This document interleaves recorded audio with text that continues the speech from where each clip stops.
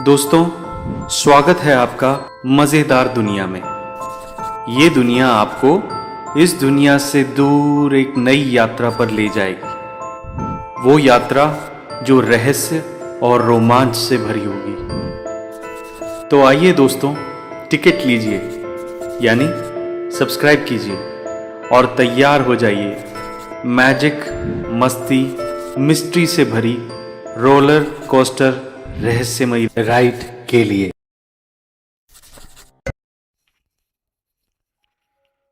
मसान की धूल में दबे हैं कई सवाल। मुस्कुराती हैं हड्डियां, हंसती है राख। जलकर फना नहीं होता कोई, केवल बदलता है रूप और लौट आता है वो। चिता की लपटों में कभी किसी ने देखी है सुलगती परछाइयां, या कि राख में तूने किसी की दबी हंसी सुनी है। अगर नहीं तो दुनिया में रह रहा है तू अंधों बहरों की तरह। दारू के नशे में धुत यहाँ का डोम मसान में आने वाले हर नए मेहमान का स्वागत ऐसे ही करता। हर आती लाश के साथ इस मसान में गूंजा करती थी इस शाबर मंत्र की आवाज। ऊपर वाले की दुहाई, जो तो इस पिंड पर करे कोई घाव। कोठा वज्र का, ताला उसका, कुंजी गुरु की। खोल के वाड़, खोल के वाड़। जो कल जिंदा थे, आज वो आग की नजर हो धुएं के रूप में कहीं ना कहीं मेरी सांसों से होते हुए मेरे शरीर में दाखिल हो रहे थे। धूप लोबान की जलने की महक के साथ साथ कच्चे सड़े मांस की दुर्गंध आज भी रोज सांझ की तरह मुझे काफी असहज कर रही थी। आंखें भी थी कुछ नम और दिल था भरा हुआ। सूरज गुरूब होने की तरफ बढ़ चला था। मसान के खौफ का असर शायद पंछियों पर भी पड़ता हो। यहाँ किसी पंछी के घर लौटने की कोई हरकत या कोई चहचहाहट सुनाई नहीं देती थी। जब से बाबूजी का स्वर्गवास हुआ, मैं अक्सर इस मसान की ओर आ निकलता था। मन की किसी निचली तली में एक अजीब सी आरजू थी कि शायद किसी दिन किसी भी जलती चिता से पिताजी उठ खड़े हों और मैं उनका हाथ थाम कर उन्हें अपने साथ घर ले चलूं और पूरी उम्र के लिए न सही पर शायद कुछ पल ही उनके साथ बिताने को मिल जाए। पर ऐसा होता नहीं है। उस पार से इस पार लौटकर कोई नहीं आता। ना तो किसी के साथ बिताया वक्त लौटता है और ना ही पीछा छोड़ती हैं उनकी यादें। वक्त के उधड़े गद्दे से भुरती कपास की तरह बस भुरती रहती हैं सांसें, तब तक जब तक कि सिर्फ दो तह का एक कपड़ा ना रह जाए, एक सतह मेरी और एक सतह उनकी, जब तक मिलकर एक ना हो जाएं, यानी कि जब तक मैं भी अपनी मौत के बाद ये दरवाज़ा लांघ कर उनसे जा ना मिलूं। कुछ तो था जो मेरे कदमों को खींचकर हर शाम यहाँ ले आता था। ये कोठा वज्र का, ये पिंड, ये 5 तत्व से बना मेरा शरीर चाह कर भी अपने मन की पकड़ से छूट नहीं पाता था। आज भी हर शाम की तरह फिर से कुछ मुझे यहाँ खींच लाया था। मैं एक बरगद के पेड़ के पीछे छिपा धीरे धीरे वहां मृत्यु के बाद होने वाली हलचल को देख ही रहा था कि तभी मेरे पीछे से कुछ अजीब सी आवाज और बदबू सी आने लगी। मुझे लगा जैसे कि मेरे पीछे कोई न कोई तो मौजूद है, पर कोई जाना पहचाना नहीं। मैं अभी इसी पशोपश में था कि मेरे कंधों पर किसी ने अपना भारी भरकम हाथ एक झटके के साथ रखा। मैं अंदर तक कांप उठा था। कपाल राखे कपालिका, कपाल राखे कुमारिका, जे त्याज्यों ते मार गिराऊं, राख भभूति मिला के खाऊं। चांदी और जंग लग चुके लोहे के पतले तारों से खौफनाक घुंघराले बाल, गहरे रानी रंग का सूट और सर पर लिपटा उसी रंग का फटा दुपट्टा, हाथ में एक बड़ी सी सूखी लकड़ी, कपड़े का एक पुराना झोला और काली चमड़ी, चौड़ी सी नाक और उसमें एक बड़ी सी नथनी पहने लगभग 4 साढ़े 4 फीट की एक पतली सी औरत ठीक मेरे साथ खड़ी थी। उसके दूसरे हाथ में एक पत्तल पर कुछ भात और दाल रखे थे, जिसे वो जीभ से चाट चाट कर खा रही थी। दाल भात उसके मुंह पर बुरी तरह लिबड़े हुए थे, दांत टूटे फूटे और हद के पीले, पर मेरे कंधे पर उसके हाथ की पकड़ काफी मजबूत थी। जे त्याज्यों ते मार गिराऊं, राख भभूति मिला के खाऊं। मतलब कि तू यहां से मुझे छोड़ के गया तो तुझे मार दूंगी और राख और भभूति मिलाकर खा जाऊंगी। ये क्या मुसीबत है। मेरे पूरे बदन में चींटियां सी दौड़ गई थी। एक भयानक बदबू और अजीब सा डर मेरे वजूद को कपा गया था। बड़ी हिम्मत जुटाकर मैंने पूछने की हिमाकत की कि ओ माई, तू कौन है? बाज जा, चुप करके नहीं ते मार गिराऊं। वो दिखने में जरूर छोटी थी, पर उसकी आंखें एकदम भगवती काली की तरह बड़ी बड़ी और राख के सुरमे से भरी हुई थी, एकदम लाल। शायद उसने काफी शराब भी पी रखी थी। अपनी जलती लाल आंखों से घूरते हुए उसने मुझे वहीं सूखे घास और सरकंडों के पास मसान की जमीन पर बैठने का इशारा किया। मरता क्या न करता, आखिर मेरे पास उसकी बात मानने के अलावा चारा भी क्या था।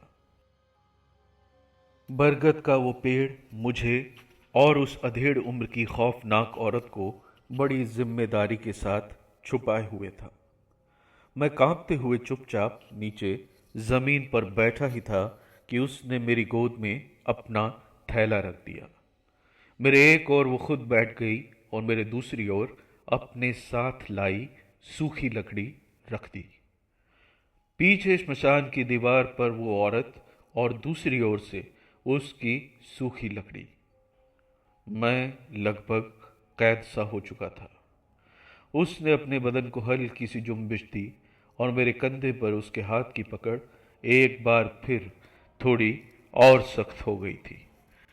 इसके बाद उसने मेरी गोद में रखे अपने थैले में से एक छोटी सी थैली निकाली और हाथ से बनाई हुई एक सिगरेट मेरे मुंह में लगाकर एक लाइटर से सुलगा दी थी। मैं सिगरेट नहीं पीता था, पर उसकी रूखी लाल आंखों को देखकर और जिस हालात में मैं फंसा हुआ था उसके मुद्देनजर मैंने उसकी बात बिना कहे ही समझ ली थी।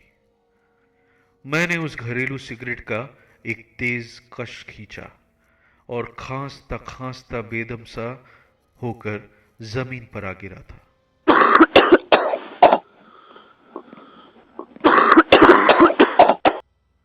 पर उसी पल मैं अपने होश खोने सा लगा था। कुछ तो तेज नशा दिया गया था मुझे, और इसके बाद कुछ पलों में ही मैंने अपने होश खो दिए थे। रात के अंधेरे में भी एक अजीब सा सुरूर होता है, ये मुझे हल्का सा होश में आने पर ही मालूम हुआ। रात काफी ठहरी हुई थी, जैसे किसी ने इसके कदमों को कसकर पकड़ लिया हो। अंधेरे तू अकेला नहीं है, मैं भी तेरे साथ हूं। मालूम होता है कि अभी इस हालात में शायद मेरा उजाला भी मुझे छोड़ गया है। क्या वो सुबह तक लौटेगा? कौन जाने। क्या ये सूरज वाकई में सबके लिए उजाला लेकर आता है? बाहर के अंधेरों के साथ साथ क्या लोगों के मन के अंधेरे भी दूर हो जाते हैं? कौन जाने। मैं बहुत मामूली से होश में आ रहा था। मैं ये कभी नहीं कहता कि किसी को कभी भी नशा करना चाहिए, पर उन मदहोश पलों में मेरा सारा खौफ जाता रहा था। सामने मिट्टी का एक बड़ा सा चौकोर बनाया गया था। उसके भीतर एक बड़े पत्थर पर एक बड़ा सा गंडासा, कुछ मानव हड्डियां, नींबू, सिंदूर और कुछ और सामान रखा था। उसके साथ ही एक पिंजरे में एक चमगादड़ बुरी तरह से फड़फड़ा रहा था। धूप और लोबान जल रखे थे, जिनसे आती सुगंध से शायद मैं ही नहीं बल्कि पूरा बरगद झूम रहा था। बीच बीच में चलती तेज हवा से बरगद की लताएं भी नृत्य करती मालूम होती थीं। उस चौकोर से कुछ दूर वही डरावनी औरत बैठी शराब पी रही थी और शायद पास की चिता से लिया कुछ अधजला मानव मांस खा रही थी, क्योंकि मांस के उस टुकड़े से कुछ धुआं निकलता मालूम होता था। वो रह रहकर उस टुकड़े में फूंक मारती और धीरे धीरे उसे दांतों से थोड़ा थोड़ा तोड़कर चबा जाती। मैं ज्यादा सोचने की हालत में नहीं था, पर मरने के बाद किसी इंसान की लाश को पहली बार किसी के कुछ काम आते देखा था। एक पल को तो मन किया कि अगर मेरा शरीर भी किसी की भूख मिटा सकता है तो क्यों ना मैं भी मरकर किसी के कुछ काम आ जाऊं। और ये सब सोचकर मुझे एक अजीब सी खुशी हुई।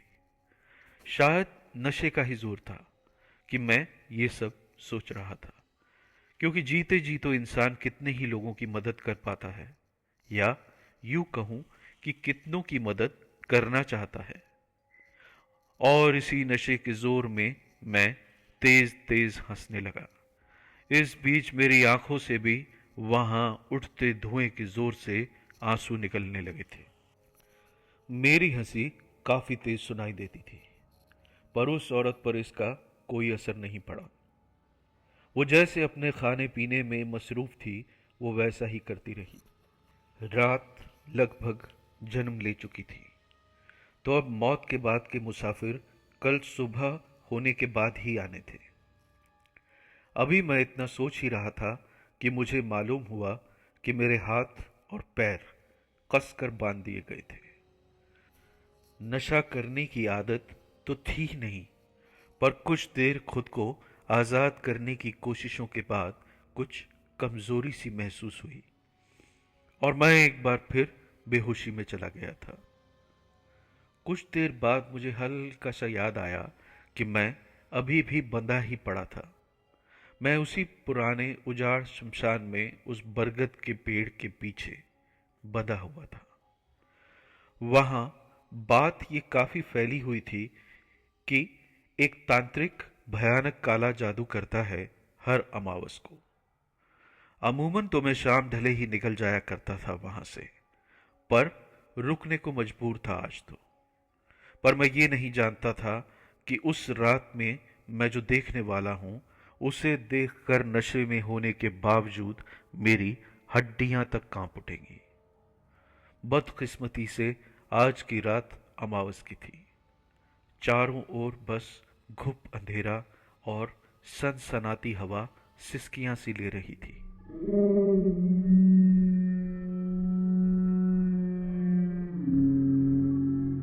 कुछ ही देर में मैंने एक काले लिबास में लिपटा हुआ भारी भरकम सा आदमी वहां आता देखा। उसके लंबे बाल बिखरे हुए थे और उसकी आंखें कोयले जैसी काली थीं। माथे पर एक बड़ा सा काला तिलक, गठा हुआ बदन और मदमस्त हाथी सी चाल चलता हुआ ऐसा लग रहा था कि जैसे अमावस खुद चली आ रही हो। उसके सामने उसी चौकोर के बीचों बीच एक त्रिभुजाकार रेखा बनी थी, जिसके 3 कोलों पर काले दिए जल रहे थे। बीच में एक बड़ा सा आईना रखा हुआ था और उस त्रिकोण के चारों ओर श्मशान की राख बिखरी हुई थी। उसने अपने बैग से एक इंसानी खोपड़ी, कुछ सूखी मिर्चें और 2 टुकड़ों में बटा एक कटा हुआ मुर्गा निकाला। और तभी यहां कोई मेरे पीछे धीमे से फुसफुसाया,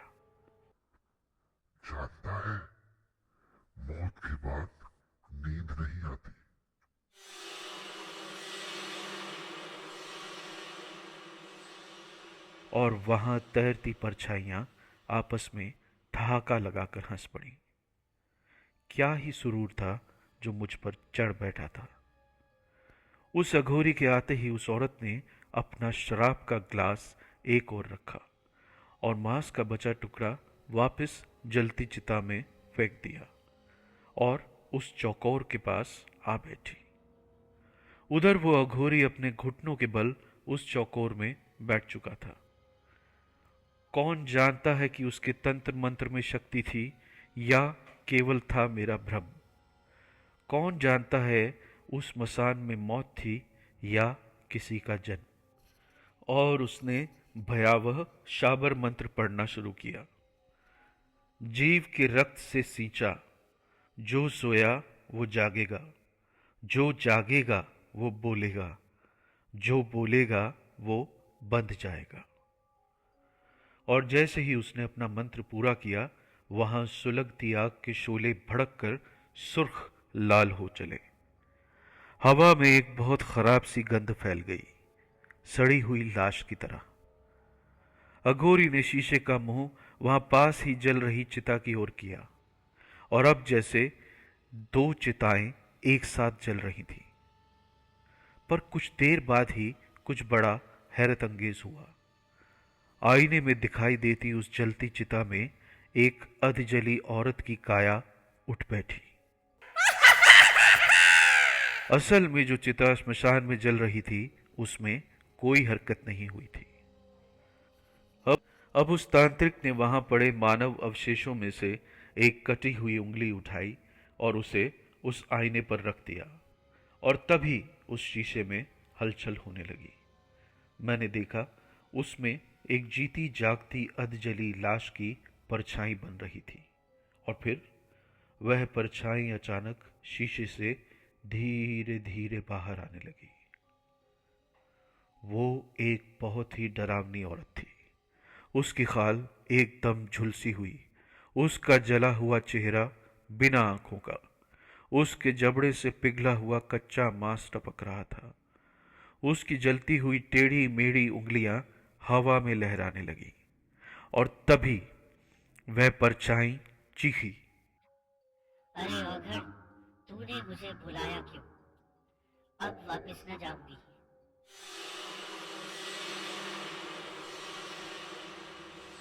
और अगले ही पल वह उस तांत्रिक पर झपट पड़ी।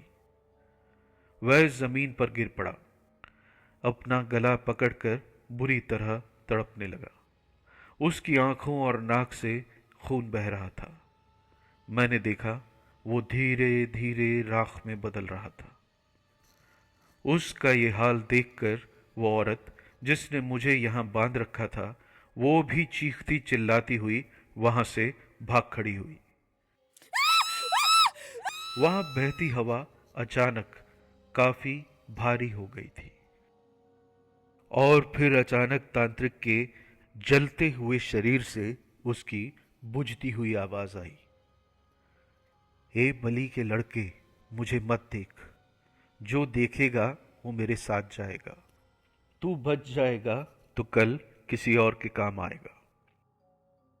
इसके बाद आईने से निकली वो अधजली औरत वापस आईने में समा गई। इसके बाद वो आईना जो उस अधजली रूह का दरवाजा बना था, वो एक झटके से चकनाचूर हो गया था। उस अघोरी की दिल दहला देने वाली चीखें मसान में गूंजती रहीं और उनके साथ ही आसपास के कुत्तों का रोना भी शुरू हो गया था। और इसके बाद एक बार फिर थकावट और खौफ से मैं बेहोश हो गया। पर अगली सुबह का सूरज आज शायद मेरे लिए भी कुछ उजाला तो लाया था। मेरे एक दो पड़ोसी मुझे ढूंढते ढूंढते मसान आ पहुंचे और बरगद के पेड़ के पीछे गठरी की तरह बंधे मेरे शरीर को रस्सियों की कैद से आजाद कर दिया। वहां से मुझे सीधा मेरे गांव के मंदिर ले जाया गया। वहां मुझे नहला धुलाकर पंडित जी के सामने बैठा दिया गया। पंडित जी जो अब तक सुंदर कांड के पाठ की शुरुआत कर चुके थे और पाठ समाप्त होते होते मुझे काफ़ी हल्का महसूस हो रहा था।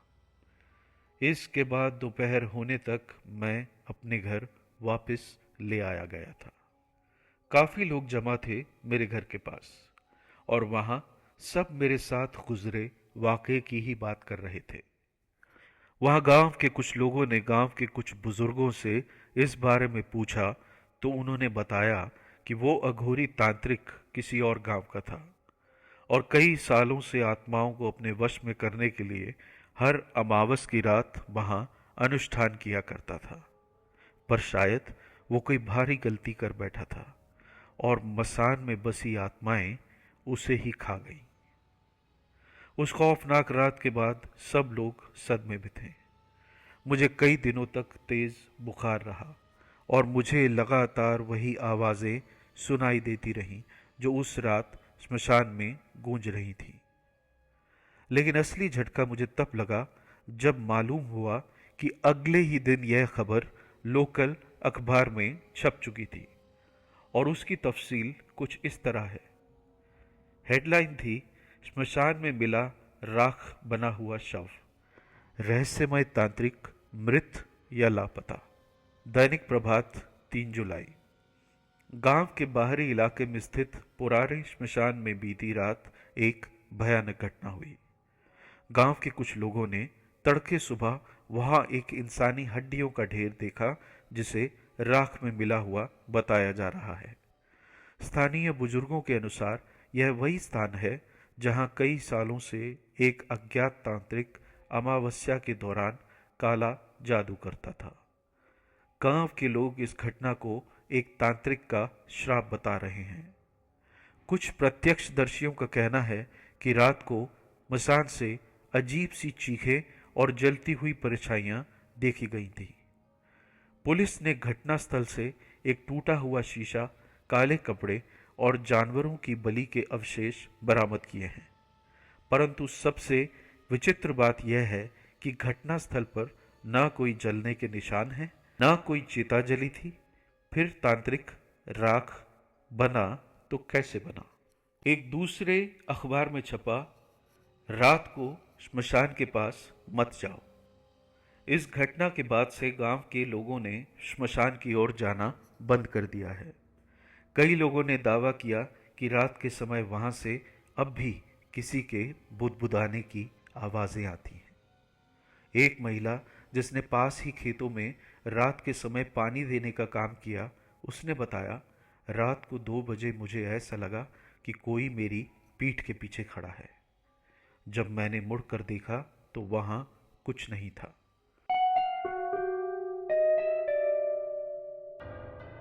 लेकिन अगले ही पल मुझे ऐसा लगा जैसे किसी ने मेरे कान में फुसफुसाकर कहा, मुझे आजाद कर दे।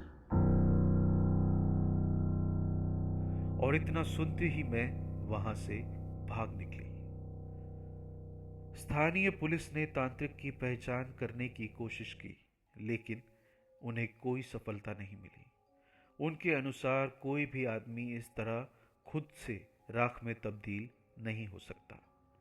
एक पुलिस अधिकारी ने नाम न छापने की शर्त पर बताया, हमने अब तक कई तांत्रिक गतिविधियां देखी हैं, लेकिन ये मामला बिल्कुल अलग है। न तो कोई बाहरी चोट के निशान हैं और न ही कोई जलने के प्रमाण। ऐसा लगता है जैसे किसी ने शरीर समेत सारी ऊर्जा खींच ली हो। खौफजदा गांव वालों ने इस खौफनाक घटना के बाद गांव में शुद्धिकरण अनुष्ठान कराने का फैसला किया। यह स्थान अब अपवित्र हो चुका है। शुद्धिकरण के बाद ही यहाँ किसी का अंतिम संस्कार हो सकेगा, गांव के मुखिया ने कहा। और इस घोषणा के बाद ही बीती रात गांव के मंदिर में एक विशेष यज्ञ किया गया और लोगों को रात के समय श्मशान के पास न जाने की सलाह भी दी गई। और एक सवाल अब भी बना हुआ है, क्या वह तांत्रिक सच में मर चुका है या उसकी राख फिर से जी उठेगी? क्या उसकी आत्मा अब भी किसी नई बलि का इंतजार कर रही है? सवाल था, पर शायद अब मैं उसका जवाब नहीं जानना चाहता था। और इसीलिए उस हादसे के बाद मैं दोबारा कभी उस मसान की ओर नहीं गया। लेकिन आज भी कई बार आधी रात को मुझे लगता है जैसे कि कोई मेरे दरवाजे के पास खड़ा है। शायद वही अघोरी, या वही औरत, या शीशे से निकली अध जले शरीर वाली आत्मा, जो शायद अब अपने अगले शिकार का इंतजार कर रही है।